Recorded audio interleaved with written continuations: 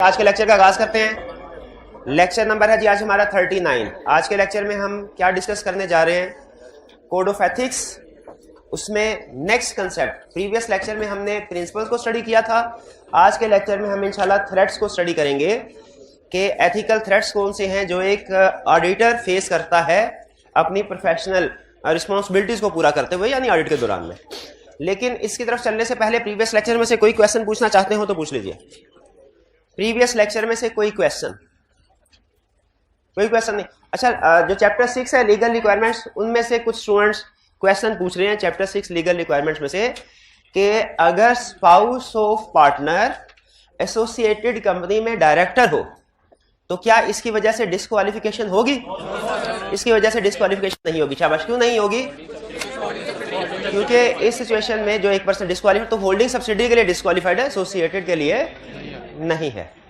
ठीक है जी, तो ये ज़हन में रखें। और अगर स्पाउस शेयर होल्डर हो, क्या फिर कोई प्रॉब्लम होगी? यस, फिर प्रॉब्लम होगी। क्यों प्रॉब्लम होगी? क्योंकि एसोसिएटेड कंपनी है, एसोसिएटेड कंपनी को भी कवर किया शेयर होल्डिंग में। उन्होंने कहा अगर एसोसिएटेड कंपनी में भी शेयर्स है, डिस्क्लोज करना है टाइम ऑफ अपॉइंटमेंट, डिस्क्लोज करना है विद इन 90 डेज। तो ये शेयर होल्डर, स्पाउसिस शेयर होल्डर और स्पाउसिस डायरेक्टर में फर्क समझ आ गया आपको? चलिए शाबाश। अच्छा, इसके अलावा जो हमने कंसेप्ट पढ़ा था कॉमन डायरेक्टरशिप और कॉमन शेयर होल्डिंग, वो कंसेप्ट बताइए किस पर्पस के लिए पढ़ा था? वो ये डिसाइड करने के लिए कि दो कंपनी एसोसिएटेड है या नहीं है। तो उसमें एक पर्सन अगर ए लिमिटेड में भी डायरेक्टर, बी लिमिटेड में भी डायरेक्टर, तो एसोसिएटेड। अगर एक में 20% या ज्यादा का शेयर होल्डर, दूसरे में भी 20% ज्यादा का शेयर होल्डर, और एक में डायरेक्टर दूसरे में 20% शेयर होल्डर, फिर भी एसोसिएटेड। ठीक है जी। हाँ, एक में डायरेक्टर याद आ, डायरेक्टर लेकिन है नॉमिनी, फिर नहीं होगा। शाबाश शाबाश। ये कुछ कंसेप्ट्स थे जो स्टूडेंट को कंफ्यूज करते हैं, मैंने मुनासिब समझा के शेयर कर दूं। इसके अलावा कोई क्वेश्चन पूछना चाहते हैं तो पूछ लें जी।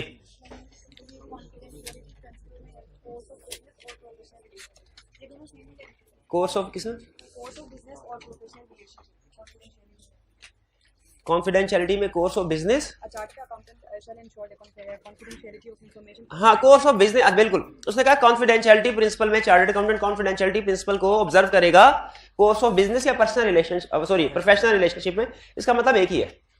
ठीक है, कोर्स ऑफ बिजनेस या प्रोफेशनल रिलेशनशिप, जाहिर है जो बिजनेस कर रहा है वो प्रोफेशन ही है, उसमें जो रिलेशनशिप क्रिएट होंगे प्रोफेशनल ही है, ये एक ही बात है।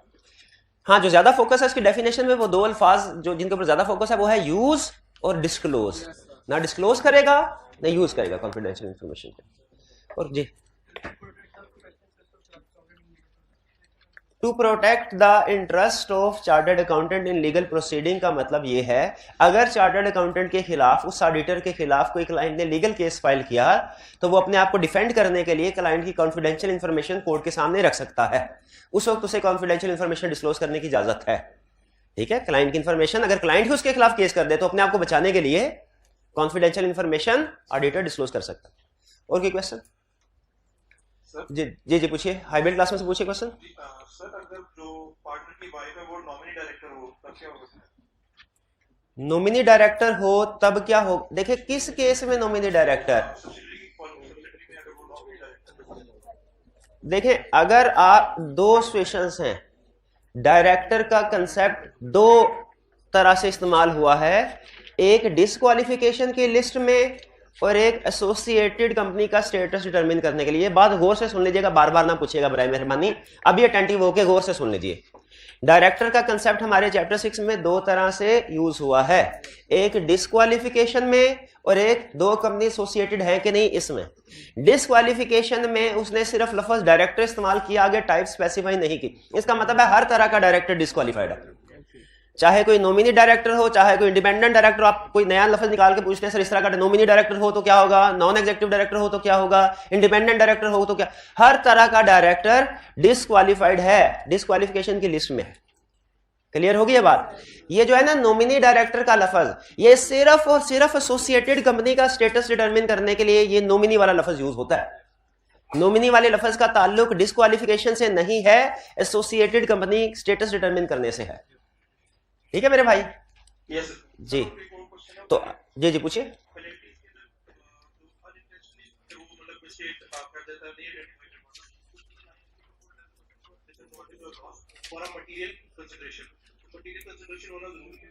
हाँ जी, मटेरियल कंसिडरेशन। अब जो उसने पेनल्टी में लफ्ज मटेरियल कंसिडरेशन यूज किया हुआ है कि अगर ऑडिटर को कोई मटेरियल कंसिडरेशन मिल रही है उसके बदले में वो 2 नंबर रिपोर्ट को साइन कर देता है तो वो लायबल होगा, पेनल्टी इंपोज होगी उसके ऊपर। तो बिल्कुल मटेरियल कंसिडरेशन होना जरूरी है। आपको याद होगा कल के लेक्चर में मैंने एक अहम चीज ये बताई थी कि लीगल रिक्वायरमेंट और एथिकल रिक्वायरमेंट्स में लीगल रिक्वायरमेंट्स को हमने एज इट इज अप्लाई करना है। लीगल रिक्वायरमेंट्स में हमने अपनी कॉमन सेंस नहीं लगानी होती कि स्पाउस को क्यों कवर किया, फादर को क्यों नहीं किया, ब्रदर को क्यों नहीं किया, माइनर चाइल्ड को क्यों कहा, मेजर चाइल्ड को क्यों छोड़ दिया। लीगल रिक्वायरमेंट्स को अप्लाई करते हुए अपनी कॉमन सेंस नहीं लगानी, लॉ ने जो कह दिया वही अप्लाई करना है। हाँ, कोड ऑफ एथिक्स में आपने अपनी कॉमन सेंस भी, प्रोफेशनल जजमेंट जिसे हम कहते हैं, आम जबान में कॉमन सेंस कहते हैं, ऑडिट की लैंग्वेज प्रोफेशनल जजमेंट, तो कोड ऑफ एथिक्स में प्रोफेशनल जजमेंट अप्लाई करनी है आपने। लेकिन लीगल रिक्वायरमेंट्स का केस सॉल्व करते हुए आपने प्रोफेशनल जजमेंट अपनी या कॉमन सेंस अप्लाई नहीं करनी है, जहन में रखिएगा। तो जब उसने पेनल्टी वाले में कह दिया मटेरियल कंसीडरेशन, तो मतलब मटेरियल कंसीडरेशन होगी तो पेनल्टी होगी। ठीक है जी, और कोई क्वेश्चन?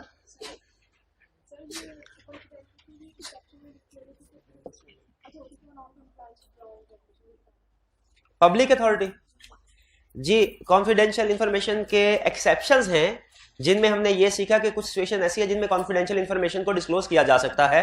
उसमें एक उसने बात लिखी है कि पब्लिक अथॉरिटी को डिस्क्लोज किया जा सकता है in case of non compliance with laws and regulation. Non compliance with laws and regulation का मतलब है हम ऑडिट कर रहे हैं, ऑडिट के दौरान में हमें कोई इलीगल एक्टिविटी नजर आई। अगर ऑडिट के दौरान में हमें इलीगल एक्टिविटी नजर आई, क्वेश्चन ये है क्या हमें पब्लिक अथॉरिटीज को रिपोर्ट करना चाहिए कि नहीं करना चाहिए। ये डिपेंड करता है। अगर रिक्वायर्ड बाय लॉ है रिपोर्ट करना तो फिर करेंगे, वरना नहीं करेंगे। ठीक है, ठीक है, यही वो हमें सिखा रहा है। उसने यही लिखा ना इसको आगे कि if disclosure is required by law और कोर्ट। ठीक है, अगर हमारे पास फर्ज कीजिए ऑडिट के दौरान में नैब वाले आ जाते हैं, जी आपने ऑडिट किया इस कंपनी का, हमें एविडेंस दीजिए, क्या हमें एविडेंस दे देना चाहिए फौरी तौर पे? नहीं, हम ले डिसाइड करेंगे रिक्वायर्ड बाय लॉ है, कहीं पे लिखा हुआ है हमारी जिम्मेदारी, तो फिर डिस्क्लोज करेंगे, वरना हमारे क्लाइंट की कॉन्फिडेंशियल इन्फॉर्मेशन चाहे वाकई में इलीगल एक्टिविटी क्यों ना हो। और ये हमें कैसे पता चलेगा कि रिक्वायर्ड बाय लॉ है कि नहीं? हमें एज ऑडिटर हमारा लॉयर बताएगा, क्योंकि हमने तो सिर्फ वही लॉ पढ़े हुए हैं ना चार्टर्ड अकाउंटेंट ने जो बिजनेस पे अप्लाई होते हैं, कंपनी लॉस। ठीक है, जो क्रिमिनल लॉज हैं वो तो लॉयर ने पढ़े होंगे, तो वो बताएगा हमें कि इस सिचुएशन में डिस्क्लोज करना जरूरी है कि नहीं। वो हर लॉ से वाकिफ होता है। जी क्लियर हो गया जी क्वेश्चन? और कोई क्वेश्चन? कोई क्वेश्चन नहीं? इधर से किसी ने क्वेश्चन? जी जी।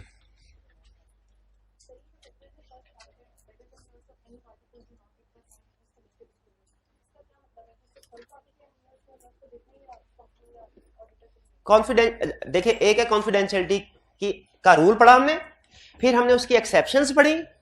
एक्सेप्शंस क्या थी? वो सिचुएशन जिनमें कॉन्फिडेंशियल इंफॉर्मेशन को डिस्क्लोज कर सकते हैं। फिर इसके बाद अगर हम ये डिसाइड कर लेते हैं कि इस इंफॉर्मेशन को डिस्क्लोज करना है, तो हमने उसके बाद कुछ फैक्टर्स को सामने रख के डिस्क्लोज करना है, क्योंकि समटाइम डिस्क्लोज करने से हमारे ऊपर वो हद के इज्जत का दावा कर देती हैं कुछ पार्टीज। तो डिस्क्लोज करते हुए याद रखिए, हमने जब कॉन्फिडेंशियल इंफॉर्मेशन, अगर जैसे कोई इलीगल एक्टिविटी हो रही है, ठीक है, इसकी क्लासिक एग्जांपल है कि क्लाइंट ने किसी को रिश्वत दी, हमारा फोकस दोनों पार्टीज के ऊपर होना चाहिए, रिश्वत लेने वाले के ऊपर और देने वाले के ऊपर, दोनों के ऊपर, कि हमारे क्लाइंट के ऊपर। यही आपको समझा रहा है। क्या आपने देखना है कि आपके डिस्क्लोजर से कहीं कोई थर्ड पार्टी तो इफेक्ट नहीं हो रही। अगर थर्ड पार्टी इफेक्ट हो रही है तो आपने डिस्क्लोजर को इस तरीके से ड्राफ्ट करना है कि थर्ड पार्टी स्पेसिफाई ना हो कौन है। ठीक है, नाम लेने की बजाय आप सिर्फ यूं कह दीजिए कि ये पार्टी है जिसने कोई हमारा क्लाइंट है, ये क्लाइंट का नाम ले दे, इसने किसी एक पर्सन को रिश्वत दी है, बस यूं। थर्ड पार्टी का इंटरेस्ट जो इफेक्ट ना हो उसकी रेपुटेशन, ये समझाना चाह रहा है। और कोई क्वेश्चन? चलिए आज के लेक्चर की तरफ चलते हैं। आज के लेक्चर में केस स्टडी के पॉइंट ऑफ व्यू से, जो कोड ऑफ एथिक्स की केस स्टडी है, इसके पॉइंट ऑफ व्यू से आज का लेक्चर इंतहाई अहम है। फिर से सुन लें, एथिकल रिक्वायरमेंट्स की केस स्टडी के पॉइंट ऑफ व्यू से आज का लेक्चर इंतहाई अहम है। आज का लेक्चर आपको अप्रोच बताएगा। कौन सी अप्रोच बताएगा? कि आपने इस फ्रेमवर्क से मुराद कोड ऑफ एथिक्स को कैसे अप्लाई करना है। आज का लेक्चर आपको क्या बताएगा कि आपने कोड ऑफ एथिक्स को अप्लाई कैसे करना है, डिफरेंशिएशन, उसकी अप्रोच क्या है। ठीक है। तो एक चीज मैंने आपको बता दी, लीगल रिक्वायरमेंट और कोड ऑफ एथिक्स की रिक्वायरमेंट्स में फर्क है। लीगल रिक्वायरमेंट्स को हमने एज इट इज अप्लाई करना है, कोड ऑफ एथिक्स में हमें अपनी प्रोफेशनल जजमेंट भी इस्तेमाल करना पड़ सकती है, इजाजत है, लेकिन हम कोशिश करेंगे कि कम से कम इसको इस्तेमाल करें। ज्यादातर केसेस में हम वही मटेरियल लिखेंगे जो किताब में लिखा हुआ है। अपनी जजमेंट को कोड ऑफ एथिक्स में आपको जजमेंट अप्लाई करने की इजाजत जरूर है, लेकिन आपने कोशिश करनी है कि कम से कम इसको इस्तेमाल करें।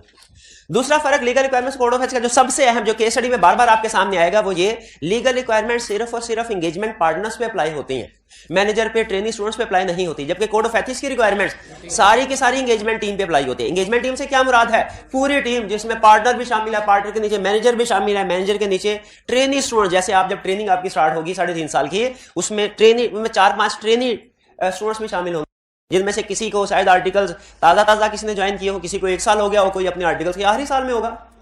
ठीक है, तो डिफरेंट कैटेगरीज होती हैं जिन्हें हम जूनियर, सेमी सीनियर और सीनियर कहते हैं, ये सारे ट्रेनिंग्स। तो जो कोड ऑफ एथिक्स की रिक्वायरमेंट्स है, ये पार्टनर्स पे भी अप्लाई होती हैं और पार्टनर्स के अलावा बाकी की टीम पे भी अप्लाई होती। इसका मतलब ऐसा हमें ये पता समझ आइए, एक basic concept, code of ethics का स्कोप वाइडर है कंपनीज एक्ट की निस्बत। ये 2 बातें ध्यान में रखनी है आपने। एक तो ये कि जजमेंट अप्लाई कर सकते हैं कोड ऑफ एथिक्स में हम, और दूसरी बात ये कोड ऑफ एथिक्स हमारी पूरी टीम पे अप्लाई होगा, पूरी टीम को अमल करना है। प्रैक्टिस में जाएंगे, अगर कंपनी एक्ट की कोई खिलाफ वर्जी की, आपको कोई नहीं पकड़ेगा, आपके पार्टनर को पकड़ेगा। लेकिन प्रैक्टिस में आपने कोड ऑफ एथिक्स की वायलेशन की तो आपके खिलाफ भी एक्शन हो सकता है। जैसे कॉन्फिडेंशियल इंफॉर्मेशन डिस्क्लोज करते हैं, तो चाहे आप चार्टर्ड अकाउंटेंट नहीं भी है, बजाहिर लिखा हुआ है ये सिर्फ चार्टर्ड अकाउंटेंट्स पे अप्लाई होगा, लेकिन इसकी एप्लीकेशन के अंदर जाए तो वो कहता है ये पूरी एंगेजमेंट टीम पे अप्लाई होगा। क्लियर? अच्छा, इसकी अब कंसेप्चुअल अप्रोच सुन लीजिए। कंसेप्चुअल अप्रोच क्या है? आपने कैसे किसी भी प्रैक्टिकली एथिकल सिचुएशन आपके सामने आई, उसे कैसे हैंडल करना है, ये सुन लीजिए। इसके 3 स्टेप्स हैं। किस चीज के 3 स्टेप? प्रैक्टिकली कोई भी एथिकल इशू राइज होता है, ऐसा इशू जिसकी वजह से कोड ऑफ एथिक्स की वायलेशन हो सकती हो, हमने उसे कैसे हैंडल करना है? 3 स्टेप्स में। स्टेप नंबर 1, हमने आइडेंटिफाई करना है कि क्या इस सिचुएशन में कोई थ्रेट अराइज हो रहा है। स्टेप नंबर 1 तो ये, क्या इस सिचुएशन में कोई थ्रेट अराइज हो रहा है। बाज़ औक़ात प्रैक्टिस में पता बड़ी कम्प्लेक्स लाइफ होती है, उसमें किसी सिचुएशन में हो सकता है थ्रेट अराइज हो रहा हो, किसी सिचुएशन में थ्रेट अराइज ना हो रहा हो। बड़ी बारीक सी लाइन होती है इस डिफरेंस में, किस सिचुएशन में थ्रेट अराइज हो रहा है, किसमें नहीं। जैसे कोड ऑफ एथिक्स खुद एग्जांपल देते हुए कहता है, अगर आपने क्लाइंट के साथ बैठे, क्लाइंट ने चाय मंगवाई, आपने क्लाइंट के साथ बैठ के चाय पी ली क्लाइंट के खर्चे पे, इस पे कोई थ्रेट अराइज नहीं हो रहा, लेकिन थोड़ी देर के बाद क्लाइंट ने खाना मंगवा लिया आपके लिए बाहर किसी रेस्टोरेंट से, या आपको उसने ऑफर की, सर आइए बाहर जरा खाना खा के आते हैं। अब अगर आप खाना खाते हैं, ये सिग्निफिकेंट हो गया, चाहे इनसिग्निफिकेंट थी, खाना इनसिग्निफिकेंट, इससे थ्रेट अराइज होगा। इसी तरह फर्ज कीजिए क्लाइंट हमें गिफ्ट में कोई पेन दे देता है, कोई डायरी दे देता है, जो अपने बहुत से वो एम्प्लॉयज को, बहुत से सप्लायर्स को, आप बाज़ बात आते जाते लोगों को भी देता है, कैलेंडर रमजान आया, कैलेंडर डिस्ट्रीब्यूट कर दिया, इसको आप एक्सेप्ट करते हैं, थ्रेट अराइज नहीं होता। लेकिन अगर क्लाइंट आपको कोई सिग्निफिकेंट गिफ्ट ऑफर करे, ठीक है, कोई घड़ी ऑफर करे कीमती, इससे थ्रेट अराइज होगा।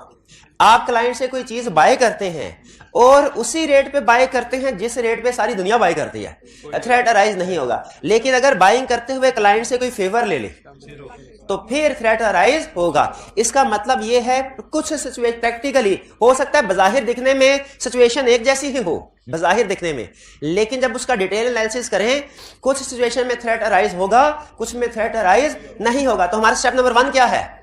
हमने किसी भी सिचुएशन को पढ़ के देखना है कि इसमें कोई थ्रेट अराइज हो रहा है कि नहीं हो रहा। ये पहला स्टेप। अब थ्रेट कितनी तरह के हो सकते हैं और वो किन सिचुएशन में राइज हो सकते हैं, ये हम अभी स्टडी करेंगे। पहला कंसेप्ट कौन सा हुआ? थ्रेट का आइडेंटिफाई थ्रेट। और इसे अब हम यूं कहा करेंगे, आइडेंटिफाई एंड एक्सप्लेन थ्रेट। जब मैं आपसे पूछूंगा तो आपने एक्सप्लेन भी करना है उसको एक सेंटेंस में, छोटे से सेंटेंस, कि इस सिचुएशन में क्यों थ्रेट अराइज हो रहा है। जैसे मैं आपसे पूछूं क्लाइंट से सिग्निफिकेंट गिफ्ट लेने थ्रेट राइज होता है, एग्रीड, ज्यादा मार्क्स के साथ क्वेश्चन आ गया तो बताना पड़ता है क्यों थ्रेट राइज होता है। क्योंकि अगर क्लाइंट से सिग्निफिकेंट गिफ्ट हम एक्सेप्ट करेंगे तो बदले में उसको कोई फेवर भी देना पड़ेगी, ठीक है, फेवर भी इसको देना पड़ेगा जी। तो ये पहला स्टेप क्या है हमारा कोड ऑफ एथिक्स को? Identify and explain threat, identify and explain. दूसरा, इवैल्यूएट थ्रेट। कुछ थ्रेट ऐसे होते हैं, छोटे छोटे होते हैं, इग्नोरेबल, और कुछ थ्रेट ऐसे होते हैं सिग्निफिकेंट, ठीक है। जैसे थोड़ी बहुत प्रॉब्लम तो हमें अक्सर ही फेस करना पड़ती है, कभी सर दर्द होता है, कभी फ्लू हो जाता है, ठीक है। तो समटाइम्स सर दर्द हो, फ्लू हो, आप फिर भी क्लास लेने के लिए आ जाते हैं, लेकिन समटाइम्स सर दर्द हो, फ्लू हो तो आप क्लास लेने के लिए क्यों? ये किस चीज पे डिपेंड करता है? सिग्निफिकेंस पे, मसला कितना सवेयर है। बाज औकात चीजें प्रॉब्लम्स होती जरूर हैं, लेकिन वो बहुत थोड़ी सी बराए नाम होती हैं, इग्नोरेबल, उनके ऊपर कोई एक्शन लेने की जरूरत नहीं होती। सर दर्द हुआ, भाई चाय का कप पी ले, वो थोड़ी देर में खुद ठीक हो जाएगा, डॉक्टर के पास जाने की क्या जरूरत है, ठीक है। फ्लू हुआ, चाय में जोशांदा भी डाल दो, क्या जरूरत? तो कोई ज्यादा एफर्ट्स की जरूरत नहीं होती, क्योंकि थ्रेट तो है तो सही, लेकिन एक्सेप्टेबल लेवल तक तो है। ये क्या है? एक्सेप्टेबल है। एक्सेप्टेबल लेवल का मतलब थोड़ा सा मसला है जिससे कोई फर्क नहीं पड़ेगा, अपना काम जारी रखें आप। लेकिन अगर थ्रेट अनएक्सेप्टेबल लेवल तक हाई हो जाए तो फिर आपको कोर्स ऑफ एक्शन की जरूरत पड़ती है। तो स्टेप नंबर 1 में देखा हमने मसला है कि नहीं। स्टेप नंबर 2 में क्या देखना है? Evaluate the significance. वो मसला कितना सिग्निफिकेंट है? इनसिग्निफिकेंट है बिल्कुल, या कि सिग्निफिकेंट में क्या इतना सिग्निफिकेंट कि इलाज मुआवजा हो सकता है, या इतना सिग्निफिकेंट कि डॉक्टर ने भी जवाब दे दिया हो कि कुछ नहीं हो सकता। ये इवैल्यूएशन है ना, ये मसले की इसमें बहुत से फैक्टर्स सामने रखे जाते हैं। मसला कितना पुराना है, कितना शदीद है, सिम्टम्स इस वक्त क्या है, टेस्ट करवाए उसमें से क्या रिपोर्ट निकली, वगैरह वगैरह, ये बहुत से फैक्टर। तो दूसरा स्टेप हमारा क्या हुआ? Evaluate the significance. तीसरा स्टेप गैस कीजिए, वो मैं आपसे पूछता हूं, क्या होगा? सेफगार्ड या कोर्स ऑफ एक्शन। कोर्स के इस सिचुएशन में क्या करना है? इसका मतलब कंसेप्चुअल अप्रोच ने हमें क्या बताया? कंसेप्चुअल अप्रोच क्या है? कंसेप्चुअल फ्रेमवर्क, हमें फ्रेमवर्क ने जो कंसेप्चुअल अप्रोच दी है कि कोड ऑफ एथिक्स की केस स्टडी को प्रैक्टिकली कैसे सॉल्व करना है, तो क्या बताया हमें कंसेप्चुअल अप्रोच ने? कंसेप्चुअल अप्रोच कहती है 3 स्टेप में केस स्टडी सॉल्व होगी आपकी, प्रैक्टिस में भी एग्जाम में भी। 3 स्टेप। पहला स्टेप इवैल्यूएट थ्रेट, दूसरा स्टेप इवैल्यूएट थ्रेट, तीसरा identify and explain, evaluate, safeguard या कोर्स ऑफ एक्शन। ये 3 स्टेप्स में हमारी केस स्टडी सॉल्व होगी। आज के लेक्चर में ब्रीफली हमने इनको कवर करना है और फिर कल के लेक्चर से इनकी एप्लीकेशन शुरू कर देंगे। लेकिन आज के लेक्चर में भी ऐसी एग्जांपल हमने डिस्कस करनी है जिससे आपको पता चले कि प्रैक्टिस में ये कैसे थ्रेट अराइज होते हैं। तो सबसे पहले थ्रेट्स, ठीक है। सबसे पहले थ्रेट देखिए, प्रिंसिपल थे 5 थ्रेट्स भी। अच्छा, आपको एक इंटरेस्टिंग फैक्ट बता दूं कोड ऑफ एथिक्स के बारे में। कोड ऑफ एथिक्स स्टार्ट होता है फंडामेंटल एथिकल प्रिंसिपल से, लेकिन जो इसकी ज्यादातर डिस्कशन होगी केस स्टडीज में वो बेस कर रही होगी थ्रेट्स, सेफगार्ड के ऊपर, थ्रेट्स के ऊपर और सेफगार्ड के ऊपर, ठीक है। प्रिंसिपल्स कभी कभार केस स्टडी में डिस्कस होंगे, ज्यादातर हमारी डिस्कशन किसके ऊपर होगी? थ्रेट्स के ऊपर और सेफगार्ड के ऊपर। तो इसीलिए प्रिंसिपल्स को भी याद करें, खासतौर पर कॉन्फिडेंशियलिटी प्रिंसिपल और उसकी एक्सेप्शंस को, लेकिन ज्यादा जो आपने अपना कंसेप्ट पक्का करना है ना, वो करना है थ्रेट्स का। तो प्रिंसिपल्स थे 5, integrity, objectivity, confidentiality, professional commitment, due care, professional behaviour. Threat भी है 5। अब ये इत्तेफाक की बात है, थ्रेट भी है 5, ठीक है। वो कौन कौन से हैं? Self interest threat, familiarity threat, self review threat, intimidation threat, advocacy threat. 5 threat. कितने थ्रेट हो गए? 5 थ्रेट। कौन कौन सा? Self interest threat, familiarity threat, self review threat, intimidation threat, advocacy threat. अच्छा, 5 थ्रेट आपके सामने बोलने लगा हूं, आपने इसमें गलती आइडेंटिफाई करनी है। ये एग्जामिनर कमेंट्स में उसने आइडेंटिफाई की थी, इसलिए मैं आपके सामने रख रहा हूं। गलती आइडेंटिफाई करनी है।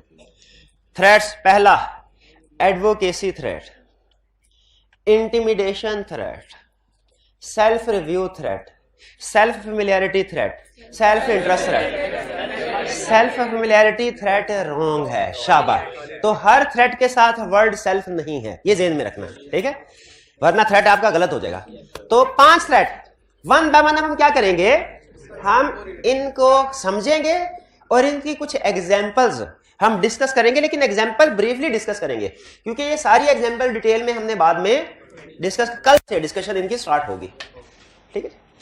अच्छा, इनकी तरतीब जरूरी नहीं होती, केस स्टडी में तरतीब जरूरी है। आप चाहे self interest threat, familiarity threat लिख दें केस स्टडी में किसी सिचुएशन में, या फेमिलियरिटी थ्रेट और सेल्फ इंटरेस्ट थ्रेट लिख दें, इससे फर्क कोई नहीं पड़ता। लेकिन जिस तरीके से याद कर लें, उसी आसान हो उसी तरतीब से तो वो याद कर लें, बहरहाल फर्क तरतीब से नहीं पड़ता। पहला self interest threat. Self interest threat क्या है? सेल्फ इंटरेस्ट थ्रेट ये है, अच्छा असल जब आप थ्रेट को पढ़ रहे होंगे ना, अल्फाज डिफरेंट यूज किए।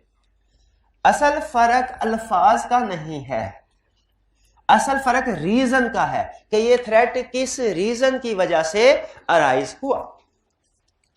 जैसे team member will B influenced because of, इसमें फोकस इस चीज अहम चीज, लफ्ज ये नहीं है कि टीम मेंबर इन्फ्लुएंस हुआ, वो तो हमें पता है हर केस में, हर थ्रेट के केस में टीम मेंबर इन्फ्लुएंस होगा, उसकी जजमेंट बायस होगी, वो क्लाइंट को फेवर दे रहा होगा। असल कंसेप्ट ये नहीं, असल कंसेप्ट क्या है, किस चीज की वजह से फेवर दे रहा होगा, किस चीज की वजह से वो बायस हो गया, वो है असल थ्रेट। सेल्फ इंटरेस्ट थ्रेट में भी वो बायस होगा, इन्फ्लुएंस्ड होगा, लेकिन किस चीज की वजह से, फाइनेंशियल इंटरेस्ट की वजह से। फाइनेंशियल इंटरेस्ट किसे कहते हैं, माली मुफाद की वजह से, पैसों की वजह से। जब इंडिपेंडेंट नहीं रहा टीम मेंबर, बायस हो गया, किस वजह से, पैसों की वजह से, हम कहेंगे फाइनेंशियल इंटरेस्ट है। जैसे इसकी एग्जांपल, क्लासिक एग्जांपल क्या है कि हमारे पार्टनर के पास क्लाइंट के शेयर्स हैं, तो बताइए क्या ये पार्टनर इंडिपेंडेंट है? नहीं है, ठीक है, नहीं, किस वजह से नहीं है, शेयर, फाइनेंशियल इंटरेस्ट है या कोई पर्सनल इंटरेस्ट है, फाइनेंशियल, तो कौन सा थ्रेट राइज होगा, सेल्फ इंटरेस्ट थ्रेट। क्लियर? हाँ, इसमें यह ध्यान में रखिएगा कि टीम मेंबर या टीम मेंबर के रिलेटिव्स की वजह से भी थ्रेट राइज होना, तो वो भी कवर होगा यहां पे। यानी कोड ऑफ एथिक्स की एप्लीकेशन इतनी वाइडर है कि वो सिर्फ एंगेजमेंट पार्टनर नहीं, सारे टीम मेंबर को कवर करता है, और सारे टीम मेंबर को नहीं, उनके रिलेटिव्स को भी कवर करता है। रिलेटिव्स को भी, कुछ रिलेटिव्स को कंपनीज एक्ट ने भी कवर किया था, लेकिन थोड़े से, ये तकरीबन सारे रिलेटिव्स को, बल्कि सारे रिलेटिव्स को कवर करता है, ठीक है। तो रिलेटिव्स की वजह से नहीं, ये सेल्फ इंटरेस्ट थ्रेट किस वजह से है, फाइनेंशियल, पैसों की वजह से। अच्छा, अगर टीम मेंबर के पास शेयर्स हैं, सेल्फ इंटरेस्ट थ्रेट राइज होगा? अच्छा, सोच के बताइएगा, टीम मेंबर के भाई के पास शेयर्स हैं, फिर थ्रेट राइज होगा, कौन सा threat, self interest threat. Team member के भाई के पास शेयर्स हैं, तो तब भी कौन सा थ्रेट राइज होगा, सेल्फ इंटरेस्ट थ्रेट, क्योंकि अभी भी कंपनी के साथ माली मुफाद ही जुड़ा है। कंपनी के साथ कौन सा मुफाद जुड़ा है, माली मुफाद है। भाई स्टूडेंट कहने लगा सर भाई के शेयर्स है तो हमारा क्या इसमें लेना देना, भाई एक ही घर में रहते हैं ना, तो भाई जो पैसे आ रहे हैं वो तो एक ही घर में आ रहे हैं, तो इसीलिए इसमें भी सेल्फ इंटरेस्ट थ्रेट राइज होगा। अब जरा गौर कीजिए कि जो लीगल रिक्वायरमेंट्स थी वो सिर्फ एंगेजमेंट पार्टनर को कवर करती थी, और एंगेजमेंट पार्टनर के सिर्फ स्पाउस और माइनर चाइल्ड को। कोड ऑफ एथिक्स में जब आए, मतलब सारी टीम को कवर किया और टीम के सारे रिलेटिव को कवर किया। स्कोप वाइडर है कि नहीं? वाइडर है। लेकिन जब आप अगली स्टेज पे जाएंगे ना एप्लीकेशन की, जिसमें हम थ्रेट को, सिग्निफिकेंस को वैल्यूएट करते हैं, किसको वैल्यूएट करते हैं, अरे सिग्निफिकेंस को वैल्यूएट करते हैं, वहां पे आप सीखेंगे कि अगर स्पाउस के पास शेयर्स हो फिर भी थ्रेट राइज होगा, उसकी सिग्निफिकेंस हाई है। लेकिन अगर ब्रदर के पास शेयर्स होंगे तब भी थ्रेट राइज होगा, उसकी सिग्निफिकेंस कंपैरेटिवली कम है। तो पहली एग्जांपल क्लियर हो गई, self interest threat. Self interest threat कब राइज होता है, फाइनेंशियल इंटरेस्ट। बाकी लाइन का रटा लगा लेना आपने, फाइनेंशियल इंटरेस्ट के ऊपर फोकस करके इसको समझना। और भी एग्जांपल है, जब लोन लिया हो क्लाइंट से लोन लिया, एंगेजमेंट पार्टनर ने अपने कंपनी से जो कि बैंक नहीं है लोन लिया, कौन सा थ्रेट राइज हुआ, सेल्फ इंटरेस्ट। स्टूडेंट कहेगा सर ये तो डिस्क्वालीफाई हो गया, ये तो हम एग्जाम में डिस्क्वालीफाई लिखेंगे थ्रेट लिखें, डिपेंड करता है रिक्वायरमेंट के ऊपर। शाबाश, अगर रिक्वायरमेंट है कंपनीज एक्ट के मुताबिक आंसर करना है फिर डिस्क्वालीफाई लिखे, रिक्वायरमेंट है कि कोड ऑफ एथिक्स के मुताबिक आंसर करना है फिर थ्रेट्स लिखेंगे। फिर इसके बाद प्रैक्टिकल लाइफ में हम दोनों को सामने रख के फैसला करते हैं, लेकिन एग्जाम क्वेश्चन में आपने दोनों नहीं लिखने, ठीक है। प्रैक्टिकली पहले हम देखते हैं लीगल रिक्वायरमेंट्स क्या कह रहे हैं, कोड ऑफ एथिक्स क्या कह रहा है, दोनों में से which ever is more strict, ठीक है, उसको फॉलो करते हैं। लेकिन बहरहाल एग्जाम में आपने जो रिक्वायरमेंट होगी उसके मुताबिक ही आंसर करना। फीस का कोई भी मसला, ये फीस के मसले मसाइल हैं, ये मैं आज डिस्कस नहीं कर रहा। लेस फी क्या होता है, पिछले साल के ऑडिटर से कम फीस चार्ज करें, इसमें क्या ओवरड्यू फीस क्या है, पिछले साल हमने ही ऑडिट किया था फीस अभी तक नहीं मिली। कंटिजेंट फी क्या है, क्लाइंट कहे जितना प्रॉफिट होगा 10% आपको फीस देंगे। रेफरल फी क्या है कि किसी ने हमारे पास क्लाइंट भेजा, हमने बदले में उसको कमीशन दिया उसका। ये सारी सिचुएशन अभी हमने डिस्कस नहीं करने, लेकिन इन सारी सिचुएशन में कोई ना कोई प्रॉब्लम राइज होती है। थ्रेट कौन सा है? ये सारी सिचुएशन एक दूसरे से डिफरेंट है, लेकिन इन सब में थ्रेट एक ही राइज होता है, सेल्फ इंटरेस्ट। क्यों भला? फीस का मसला है, fees financial issue. Business relationship है किसके साथ? क्लाइंट के, डायरेक्टर के साथ। ठीक है, तो कौन सा थ्रेट राइज हुआ? Self interest. ये भी फाइनेंशियल है। ठीक है, buying goods and services, client से गुड्स एंड सर्विसेज बाय की, कौन सा थ्रेट है? Self interest. ठीक है, स्पेशल डिस्काउंट लेती है। तो इन एग्जाम्पल को सरसरी तौर पे सिर्फ पढ़ें और मुझे बताएं कि आप कन्विंस्ड हैं कि इन सारी सिचुएशंस में ऑडिटर इंडिपेंडेंट नहीं रहेगा अगर इनमें से कोई भी सिचुएशन राइज होती है, और जो थ्रेट राइज होगा वो है सेल्फ इंटरेस्ट है। समझ आ गई आपको? सिर्फ फिर से दोबारा, क्योंकि कंसेप्ट में जब आप कंफ्यूज होते हैं केस स्टडी आती है, दोबारा से बता रहा हूं। इन एग्जाम्पल में से कुछ सिचुएशन ऐसी हैं जो कंपनीज एक्ट में भी डिस्कस हुई हैं। जैसे कंपनी एक्ट में भी डिस्कस हुई है, ये कंपनी एक्ट में भी डिस्कस हुई है, ये नहीं हुई, ये भी हुई है और शायद ये भी हुई है। लेकिन आपने केस स्टडी में किसके मुताबिक क्वेश्चन सॉल्व करना है? रिक्वायरमेंट के मुताबिक। यहां तक हो क्या? तो बताइए, आगे चलें, आगे चलते हैं। Familiarity threat. फेमिलियरिटी थ्रेट क्या है? Team member will be too sympathetic, बहुत ज्यादा नरम दिल होगा, बहुत ज्यादा रहम दिल होगा क्लाइंट के लिए। अच्छी बात है नरम दिल होना, रहम दिल होना, की बुरी बात? एज प्रोफेशनल बुरी बात। ठीक है, हमने न्यूट्रल रहना है, ना पॉजिटिव ना नेगेटिव, ना दोस्ती ना लड़ाई झगड़ा, न्यूट्रल रहना, ये है प्रोफेशनल रिलेशनशिप। अगर हम टू सिंपैथेटिक हो जाए क्लाइंट के लिए, ठीक है, तो फिर कौन सा थ्रेट राइज होगा? Familiarity threat. लेकिन याद रखें, इसमें भी फोकस, ज्यादा अहम लफ्ज टू सिंपैथेटिक नहीं है, बल्कि क्या है? बिकॉज ऑफ लॉन्ग और क्लोज रिलेशनशिप। लॉन्ग और क्लोज रिलेशनशिप की वजह से क्लाइंट के लिए टू सिंपैथेटिक हमदर्दी है दिल में। वो भाई काम कर रहा है, एम्प्लॉय है भाई, ठीक है, फादर डायरेक्टर है। ये क्या है? Personal relationship. अब की बार मसला पैसों का नहीं है, किसका है? रिलेशनशिप का। तो ये कौन सा थ्रेट राइज होगा? Familiarity threat. लेकिन याद रखें, फेमिलियरिटी थ्रेट राइज होने के लिए जरूरी है कि हमारा रिलेटिव क्लाइंट पे काम कर रहा हो। अगर रिलेटिव क्लाइंट पे काम नहीं कर रहा तो फेमिलियरिटी थ्रेट राइज नहीं होगा।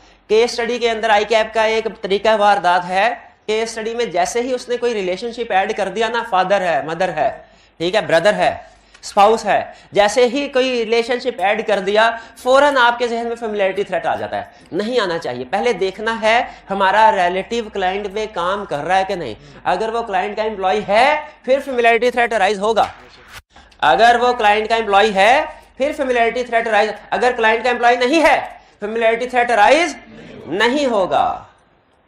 क्लियर हुई है बात? तो फिर मुझे बताइए कि ऑडिट टीम मेंबर में से किसी का ब्रदर क्लाइंट में एम्प्लॉय है, थ्रेट राइज हुआ? कौन सा? Familiarity threat. ऑडिट टीम हमारा सीनियर है, चार्टर्ड अकाउंटेंट नहीं है, सीनियर है, उसका कजन क्लाइंट में इन्वेंट्री कंट्रोलर है, इन्वेंट्री मैनेजर है, थ्रेट राइज हुआ? बिल्कुल। कौन सा थ्रेट राइज हुआ? Familiarity threat. शाबाश। अच्छा, मैनेजर है, उसका दोस्त, बचपन का दोस्त क्लाइंट में सीएफओ है, थ्रेट राइज हुआ? कौन सा थ्रेट राइज हुआ? Familiarity threat. तीन सवाल पूछूंगा,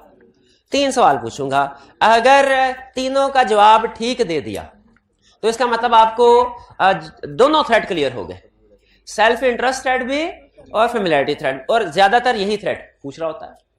पहला क्वेश्चन, आपने इसमें थ्रेट बताने हैं, सिचुएशन को मिक्स कर लूंगा।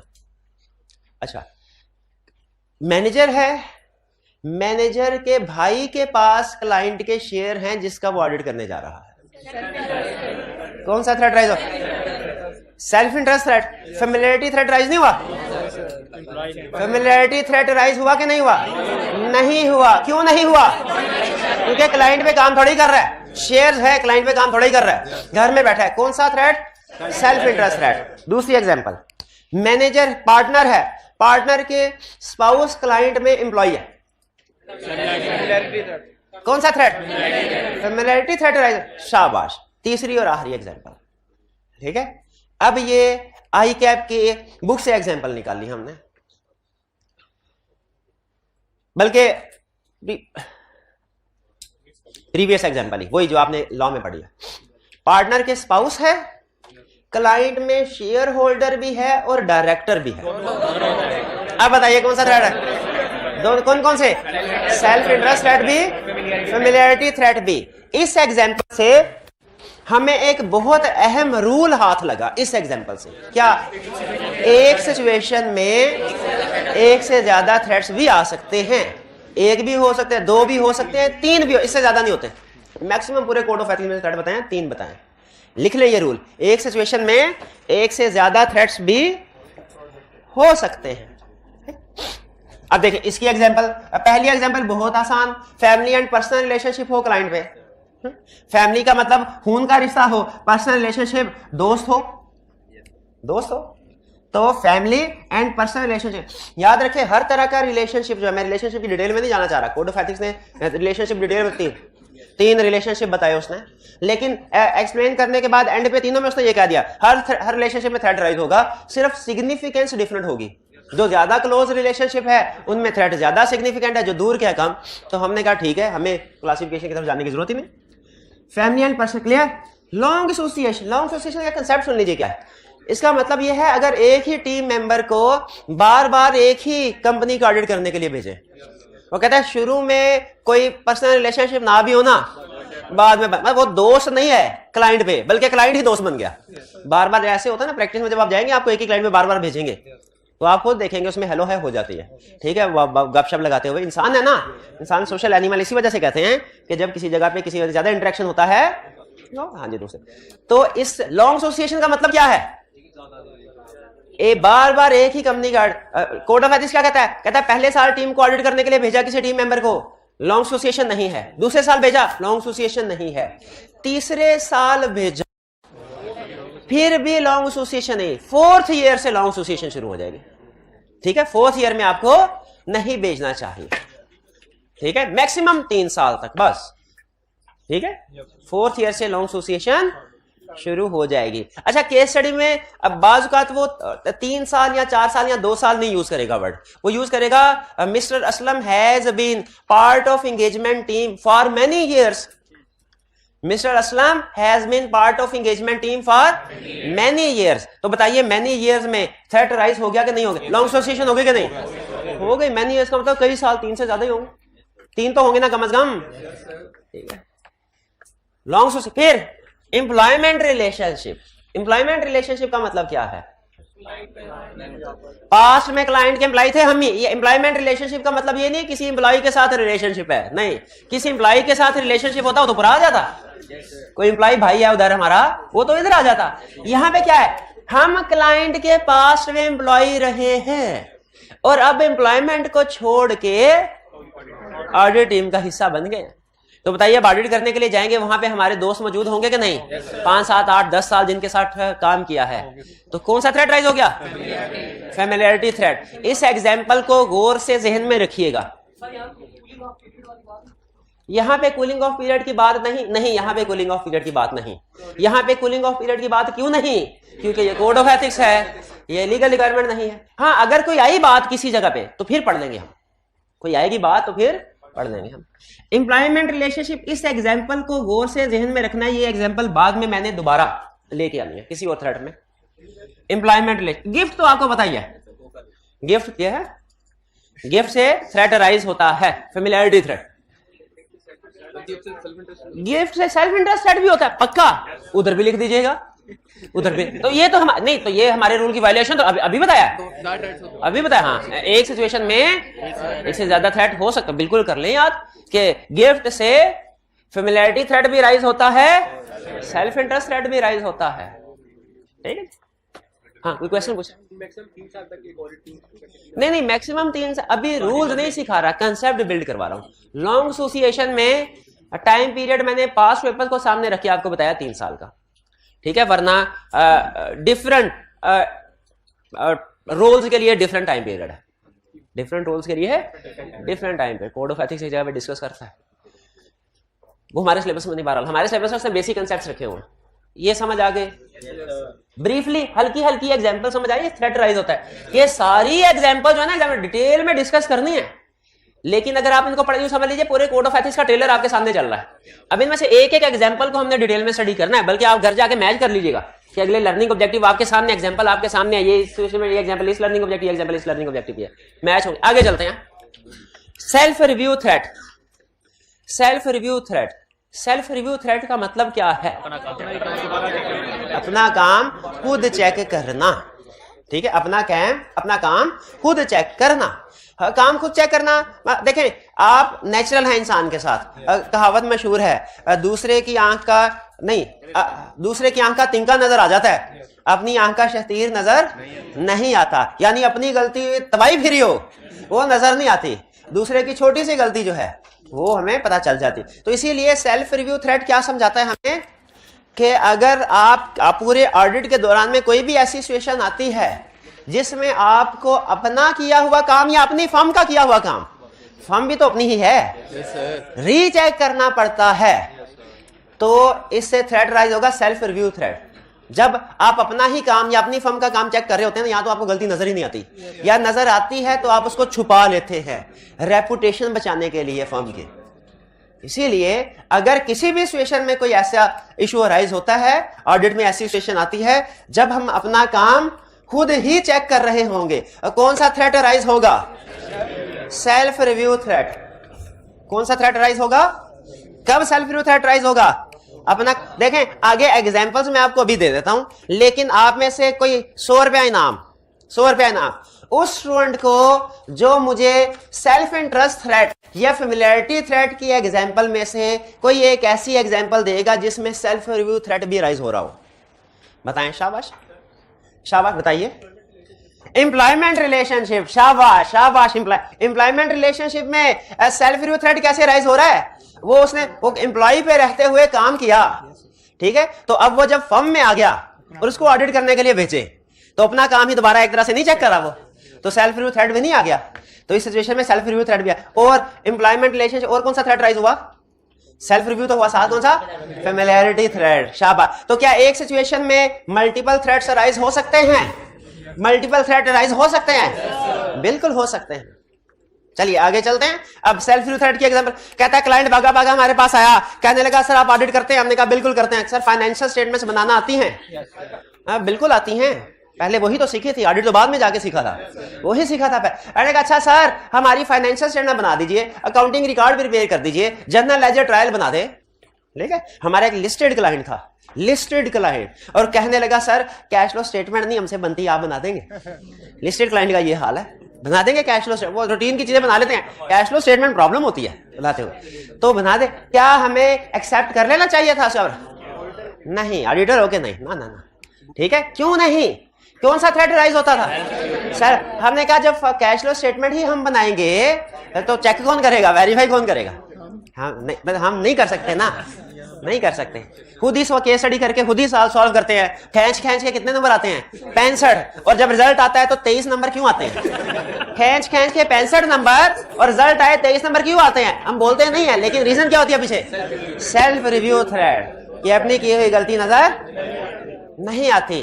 प्रिपेयर अकाउंटिंग रिकॉर्ड, फिर इसके अलावा अकाउंटिंग रिकॉर्ड में बात का क्लाइंट कहता है सर मुझे अकाउंटिंग सिस्टम सॉफ्टवेयर ऐसा बना दीजिए जिससे मैं एंट्री सिर्फ ट्रांजैक्शन बताऊं, उसको सेल हुई है परचेज हुई है, वो ऑटोमेटिकली जर्नल बनाए, लेजर बनाए, ट्रायल बैलेंस बनाए, इनकम स्टेटमेंट बैलेंस शीट बनाए। आज से 22 साल पहले ऐसे सॉफ्टवेयर इजाद हो चुके थे कि जिनमें आप सिर्फ उनको ये बताइए, ये लाइन जो लगाते हैं ना, जर्नल लेजर ट्रायल, आधा तक प्रैक्टिस में ऐसा कोई चक्कर नहीं होता। सॉफ्टवेयर है, बाय कीजिए, ट्रांजैक्शन उसमें एंटर कीजिए, with in a few second journal से लेजर, लेजर से ट्रायल, ट्रायल से income statement, balance sheet, cash flow statement सब तैयार। लेकिन वो सॉफ्टवेयर अगर हम ही बना के क्लाइंट को दे या उसकी इंप्लीमेंटेशन में हेल्प करें तो क्या कोई थ्रेट राइज होता है? बिल्कुल थ्रेट राइज होता है। इसलिए कि जब उस सॉफ्टवेयर, यारे भाई की बात सुन लेना, तो जब वो सॉफ्टवेयर हमने खुद ही इंप्लीमेंट किया होगा तो क्या हम देखें, अगर क्लाइंट ने वो सॉफ्टवेयर यूज कर रहा है फाइनेंशियल स्टेटमेंट प्रिपेयर करने के लिए, क्या वो सॉफ्टवेयर क्लाइंट के इंटरनल कंट्रोल का हिस्सा है? क्या हमें उसको भी अंडरस्टैंड इवैल्यूएट करना चाहिए? उस सॉफ्टवेयर से जो फाइनेंशियल स्टेटमेंट बन के निकले हैं उनको भी चेक करना चाहिए। लेकिन अगर हमने खुद सॉफ्टवेयर बनाया, हमने खुद इंप्लीमेंट करके क्लाइंट को दिया हुआ है, क्या हम उसे उसी तरीके से इवैल्यूएट करेंगे, चेक करेंगे? नहीं करेंगे। अगर उसमें गलती हुई भी तो क्लाइंट उल्टा आगे बढ़ेगा, वो कहेगा भाई खुद ही सॉफ्टवेयर खुद ही गलतियां निकाल रहे हो, इतनी गलतियां थी तो सॉफ्टवेयर बेचा क्यों था मुझे ये? तो ये फाइनेंशियल स्टेटमेंट प्रिपेयर करने को कह दे, उसमें भी सेल्फ रिव्यू थ्रेट। हमें फाइनेंशियल स्टेटमेंट प्रिपेयर करने का सॉफ्टवेयर बनाने को कह दे, उसमें भी सेल्फ रिव्यू थ्रेट। और अगर हमें कहे आर्जी तौर पे कुछ बंदे उधार दे दीजिए हमें, ये भाईजान 2 महीने के लिए उधार दे दें हमें, हम इनसे ये इनकी IFRS की एक्सपर्टीज बहुत अच्छी है, हम अपने अकाउंट्स डिपार्टमेंट की ट्रेनिंग करवाना चाहते हैं इनसे, हम इनसे बुक, हमारा मैनेजर जो है ना अचानक 3 महीनों की छुट्टियों पे चला गया है, उसकी जगह पे हम कोई पक्का एम्प्लॉय तो नहीं रख सकते, तो आर्जी तौर पे 3 महीने के लिए अपनी फर्म में से कोई एम्प्लॉय हमें दे दीजिए, ठीक है। इसे कहते हैं टेम्परेरी स्टाफ सर्विसेज। आर्जी तौर पे अपने लोगों को उधार देना, किसको? क्लाइंट को। सेकेंडमेंट भी इसे कहते हैं, सेकेंडमेंट। तो आर्जी तौर पे स्टाफ, अब खुद सोचे जब वो स्टाफ उधर गया और फिर वापस आया और फिर हमने उसको ऑडिट टीम का हिस्सा बना के फिर भेज दिया साल के एंड में, फरवरी मार्च अप्रैल में वो टेम्परेरी सर्विसेज प्रोवाइड कर गया, साल के एंड पे दिसंबर के करीब उसे हमने टीम का हिस्सा ऑडिट करने के लिए सेल्फ रिव्यू थ्रेट आ गया कि नहीं? अपना किया हुआ काम खुद चेक कर रहा हूं। तो ये भाई क्लियर, ये सारी एग्जांपल्स। तो कितनी एग्जांपल्स होगी हमारी? थ्रेट की 3 एग्जांपल्स होगी, self interest threat, familiarity threat, self review threat.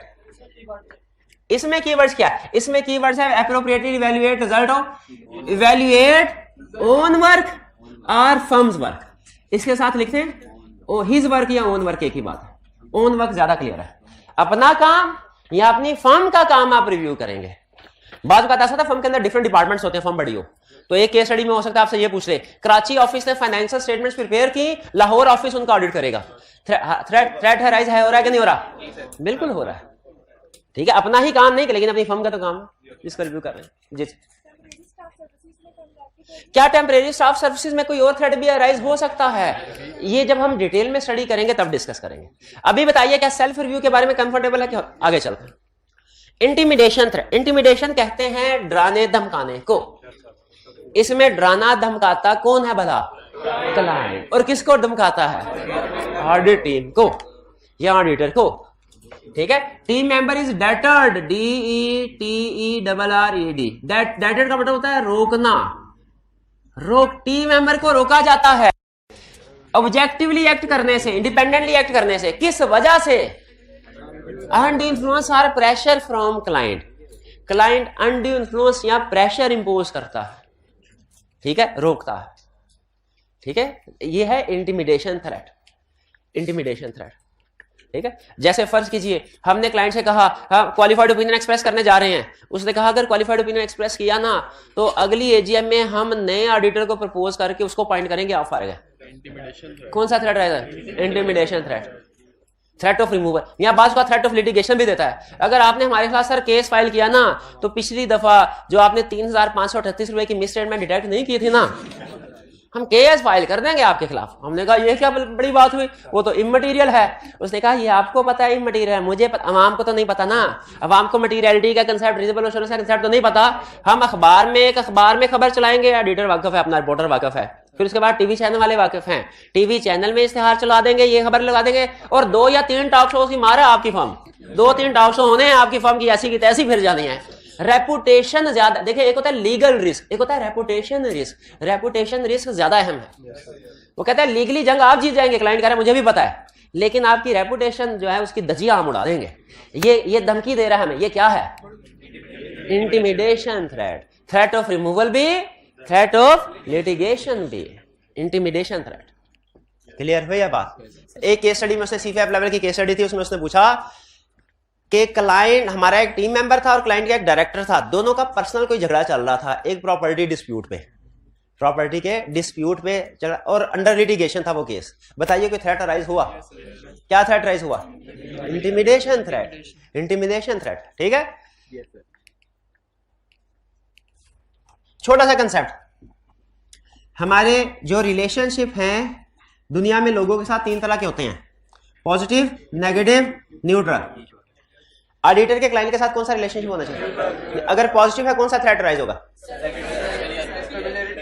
Familiarity threat. और नेगेटिव है कौन सा? Intimidation threat. शाबाश। अब सुने last, advocacy threat. Advocacy threat क्या है? एडवोकेट का मतलब क्या होता है? वकील, लॉयर, जो वकालत करे, किसी की वकालत करे। अरे भाई असाइनमेंट की है, ये कह रहा है असाइनमेंट नहीं की, साथ ही बोल पड़ा सर ये कल बड़ा बीमार था, अगर तुम इसकी वकालत ना करो तो वकालत, ये क्या है, एडवोकेट बन रहा है इसका। एडवोकेट कब बनता है कोई, जब किसी थर्ड पार्टी के सामने अपने क्लाइंट की पोजीशन को प्रमोट करे, हम कहते हैं ये एडवोकेट बन रहा है। जब ये हमारे सामने, उस्ताद के सामने दूसरे स्टूडेंट की पोजीशन को प्रमोट कर रहा है तो हम क्या कहेंगे, ये उसका क्या बन रहा है, एडवोकेट, वकील बन रहा है।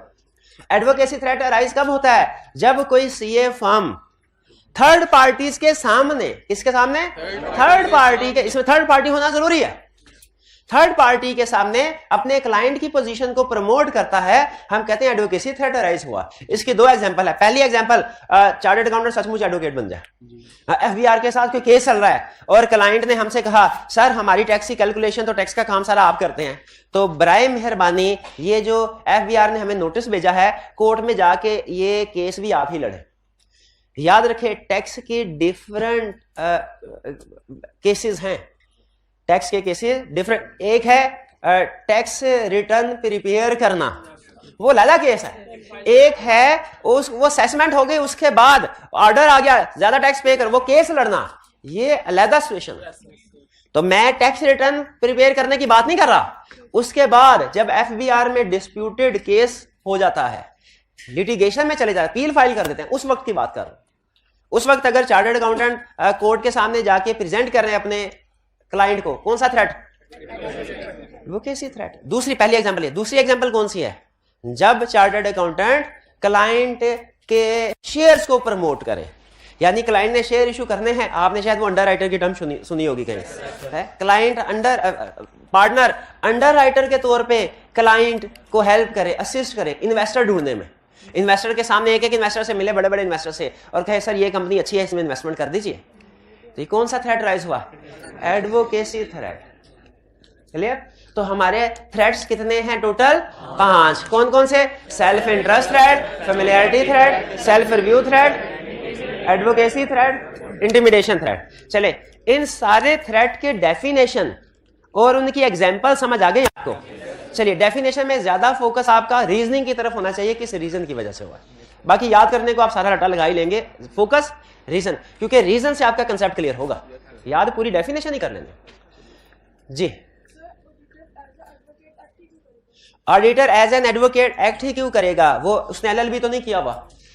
देखिए, केसेस होते हैं हमारे लीगल केसेस दो तरह के, एक सिविल केसेस, एक क्रिमिनल केस। क्रिमिनल केसेस में तो हम एक्ट कर नहीं सकते, हम कॉम्पिटेंट नहीं है। सिविल केसेस, और सिविल में भी खास तौर पे जो कॉर्पोरेट केसेस हैं, इनमें हम एक्ट कर सकते हैं, अपने क्लाइंट को प्रेजेंट कर सकते हैं। जो टैक्स के केसेस होते हैं ना, इनमें चार्टर्ड अकाउंटेंट भी होते हैं और लॉयर्स भी होते हैं जी। देखें, अभी आप सिर्फ कंसेप्ट को बेसिक लेवल पे रखें। बेसिक लेवल क्या है, हर सिचुएशन की वजह से एक थ्रेट आपके जहन में आना चाहिए जो आपने पढ़ी है। कुछ सिचुएशन में मल्टीपल थ्रेट राइज होते हैं, मैंने सिर्फ ये लाइन कंसेप्ट आपके जहन में बिल्ड किया है। अभी मैं नहीं चाहता कि आप हर सिचुएशन में ये सोचें कि इस सिचुएशन में एक थ्रेट ये राइज हो रहा है, दूसरा ये भी तो हो रहा है। दूसरा थ्रेट अभी नहीं सोचना, आज के दिन कल सोचेंगे। आज के दिन दूसरा थ्रेट सोचना मना है। आज के दिन आपने सिर्फ हर एग्जाम्पल का, एक सिचुएशन का एक थ्रेट जहन में रखना है। लीनियर कंसेप्ट को रखें, लीनियर सिंगल, ठीक है, एक कंसेप्ट, एक एग्जाम्पल थ्रेट कंसेप्ट, ठीक है। लेकिन रूल जहन में रखिएगा ताकि आगे चल के कल या परसों एक सिचुएशन में जब एक से ज्यादा थ्रेट आए तो आप कंफ्यूज ना हो कि सर ये कैसे मुमकिन है, वो मुमकिन है। चलिए, अच्छा जी जी पूछिए मेरे भाई। सर, अगर कोई थ्रेट अराइज हो रहा है तो हमने क्वालिफाइड ओपिनियन दे दिया, तौबा करे, तौबा, अस्तगफिरुल्लाह, अस्तगफिरुल्लाह, अस्तगफिरुल्लाह। क्वालिफाइड ओपिनियन थ्रेट की वजह से अराइज होता ही नहीं है, आता ही नहीं है। क्वालिफाइड ओपिनियन आएगा या मिस स्टेटमेंट की वजह से या स्कोप लिमिटेशन की वजह से।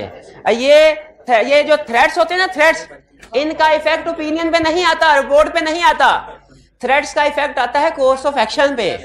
थ्रेट की वजह से हमारे प्रोसीजर चेंज होते हैं। रिपोर्ट, अब बड़ी टेक्निकल बात करने लगा फिर आपने घूम जाना है।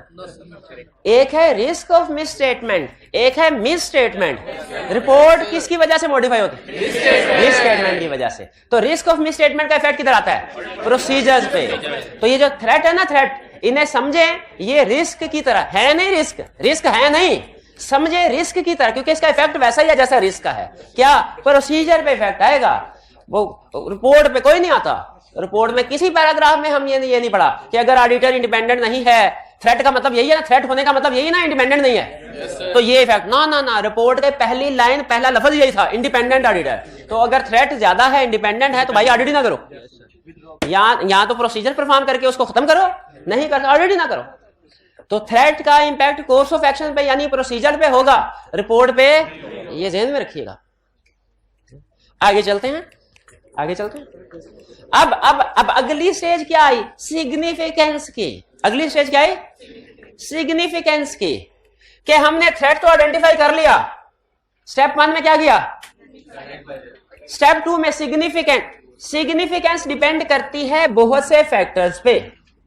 सिग्निफिकेंस ऑफ थ्रेट डिपेंड करती है। अब देखें, मुझे मैं कंप्लीट लिस्ट एक तरह से कंप्लीट नहीं है, लेकिन एक बड़ी सी अहम लिस्ट, फ्रीक्वेंटली आइटम्स वाली लिस्ट आपके सामने रख रहा हूं कि significance of threat in factors पे डिपेंड करेगी। ये सब की मिल मिला के लिस्ट आपके सामने रख रहा हूं, यानी ये ऐसा नहीं है कि ये लिस्ट आप 7-8 आइटम्स होंगी, हर केस में अप्लाई होंगी, नहीं।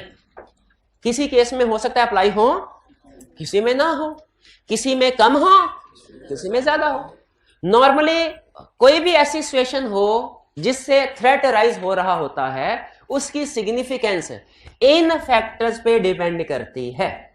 इन फैक्टर, पहला factor position of individual here, position of individual here से क्या मुराद है? इनफॉर्म, जो बंदा जिसकी वजह से थ्रेट राइज हो रहा है उसकी पोजीशन क्या है। अगर वो एंगेजमेंट पार्टनर है, थ्रेट ज्यादा सिग्निफिकेंट। अगर वो जूनियर है, एंगेजमेंट पार्टनर का भाई होना थ्रेट और है, जूनियर का भाई होना थ्रेट और है। एंगेजमेंट पार्टनर के पास शेयर है, थ्रेट और है, जूनियर के पास शेयर है, थ्रेट और है। एंगेजमेंट पार्टनर का लीगल केस चल रहा है, थ्रेट कोई और है, जूनियर का लीगल केस चल रहा है, थ्रेट कोई और है। दूसरा, पोजीशन ऑफ इंडिविजुअल, देयर से क्या मुराद है? At client. भाई पार्टनर का भाई डायरेक्टर है, थ्रेट कोई और है। पार्टनर का भाई अकाउंटेंट है, थ्रेट कोई और है। पार्टनर का भाई चौकीदार है, थ्रेट कोई और है। भाई खुद बताइए, भाई इधर से सिग्निफिकेंट, उधर से भी तो सिग्निफिकेंट डिमांड करते हैं। तीसरा, नेचर ऑफ रिलेशनशिप, इन दोनों का रिलेशनशिप कितना है, कैसा है, कितना बाद में ना, कैसा है। अगर भाई है तो टॉक्सिक रिलेशन है, भाई है। और अगर दोस्त है, नेचर रिलेशनशिप डिपेंड करता है ना, ठीक। तो position of individual in firm, समझ आ रहा है? Position of individual at client और नेचर ऑफ, जितना क्लोज रिलेशनशिप उतना सिग्निफिकेंस ज्यादा, और जितनी हायर पोजीशन सिग्निफिकेंस ज्यादा। फिर टाइम पीरियड। भाई इस एग्जांपल में हमने कहा था एम्प्लॉयमेंट रिलेशनशिप, वो क्लाइंट को छोड़ के हमारे पास आ गया। अब सुने, अगर उसी साल आया जिस साल ऑडिट कर रहे हैं, थ्रेट की सिग्निफिकेंस, और अगर 2 साल पहले आया हुआ है, सिग्निफिकेंस कम। तो टाइम पीरियड कितना हुआ?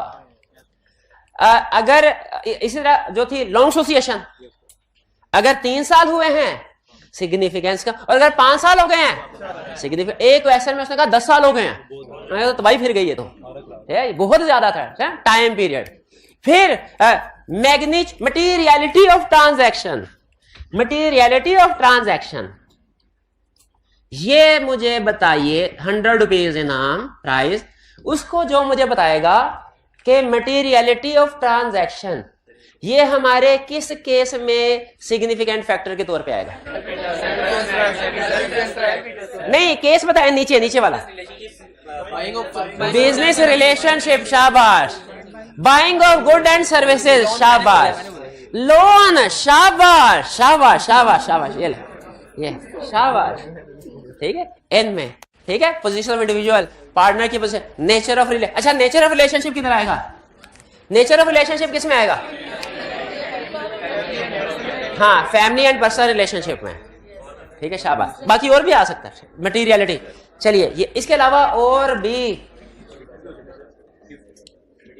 हाँ गिफ्ट भी हो सकता है मटेरियलिटी। चले ये कुछ आइटम्स हैं, ये लिख लीजिए कुछ बाकी मजीद जैसे जैसे केस स्टडी आएगी उसमें भी आते जाएंगे, ये कॉमन फैक्टर्स हैं। चलिए हमने 2 स्टेप कर लिए। पहले हमने थ्रेड्स को आइडेंटिफाई कर लिया। एग्जाम में पता क्या करें, एग्जाम में ये नीचे वाली जो एग्जाम्पल्स है इनसे केस स्टडी बनाएगा। एग्जाम में क्या करेगा, नीचे वाली एग्जाम्पल से केस स्टडी बनाएगा। एग्जाम में क्या करेगा, नीचे वाली एग्जाम्पल से केस। आपने पिक करना एग्जाम्पल कौन सी हमने किधर पढ़ी थी। फिर स्टेप नंबर 1 में identify and explain. Step number 2 में इवैल्यूएट सिग्निफिकेंस, यानी ये फैक्टर्स लिखने होंगे। स्टेप नंबर 3 में क्या करना है, course of act. Common safeguard क्या हो सकता है बड़े बड़े, वैसे तो बहुत से हैं, वो हम केस टू केस पढ़ेंगे। स्टेप नंबर 1, अगर फाइनेंशियल इंटरेस्ट है उसको डिस्पोज कर दो। इसका मतलब क्या हुआ, डिस्पोज फाइनेंशियल इंटरेस्ट का मतलब क्या है, शेयर्स है तो बेच दो, लोन है तो रीपे कर दो, फीस है तो रिकवर कर लो, बिजनेस रिलेशनशिप है तो खत्म कर दो। बाइंग गुड, यह है डिस्पोज द फाइनेंशियल इंटरेस्ट। और अगर कोई फेमिलियरिटी थ्रेट है, रिश्ते खत्म नहीं करने, रिमूव टीम मेंबर, उस टीम मेंबर को रिमूव कर दो, रोटेट कर दो। रिमूव, डिस्पोज मुनासिब लफज नहीं, इंडिविजुअल के लिए डिस्पोज मुनासिब लफज नहीं, बल्कि क्या करना चाहिए, रिमूव कर दे या रोटेट कर दे। रोटेट अच्छा लफज है, या रिमूव कर दे उसे, ताकि वो। अच्छा मुझे बताइए, डिस्पोजल से पहले या रिमूवल से पहले जो उस टीम मेंबर ने काम किया हो उसका क्या करें, उसको एक एडिशनल चार्टर्ड अकाउंटेंट से रिव्यू करवा लें। क्या करें, अकाउंटेंट से रिव्यू करवा लें कि काम ठीक किया है कि नहीं। अच्छा अगर तो ये और इस तरह से कुछ और सेफगार्ड जो आगे चलते जाएंगे स्टेशन के लिहाज से, ये परफॉर्म करने से थ्रेट कम हो जाए तो क्या करें, तो ठीक है। और अगर थ्रेट कम ना हो फिर क्या करें, फिर विड्रॉ कर लें, माजरत कर लें, माजरत सर हाँ थ्रेट बहुत ज्यादा है, इंडिपेंडेंस खत्म हो गई, हम ऑडिट नहीं कर सकते। लेकिन ये रेयर केसेस में करते हैं, नॉर्मली ऐसा नहीं। नॉर्मली कोशिश होती है कि थ्रेट ज्यादा परफॉर्म करके, सॉरी प्रोसीजर सेफगार्ड ज्यादा परफॉर्म करके थ्रेट को रिड्यूस कर दिया गया। क्लियर। चलिए ये था हमारा आज का लेक्चर। आज के लेक्चर में हमने क्या 3 चीजें, आज के लेक्चर में हमने सीखा कोड ऑफ एथिक्स की केस स्टडी कैसे अटेम्प्ट करनी है। तो कैसे अटेम्प्ट करनी है बताए, 3 हिस्सों में। Step 1 identify and evaluate threat, 2 evaluate significance, identify and explain threat, 2 में इवैल्यूएट सिग्निफिकेंस, 3 में कोर्स ऑफ एक्शन। शाबाश। तो आज आपने रीड करके याद करके आना है। आज वाला लर्निंग ऑब्जेक्टिव जो गुजरे कल के लर्निंग ऑब्जेक्टिव से ज्यादा टेक्निकल है, और अगर ये आपको समझ आ गया तो केस स्टडी बाएं हाथ का खेल होगी इंशाल्लाह। क्योंकि इसमें सबसे अहम चीज पता क्या, जजमेंट भी अप्लाई कर सकते हैं। जहां समझ ना आ रही हुई प्रोफेशनल जजमेंट अप्लाई करेंगे इंशाल्लाह। चलिए आज का लेक्चर यहाँ खत्म करते हैं हम। अल्लाह हाफिज।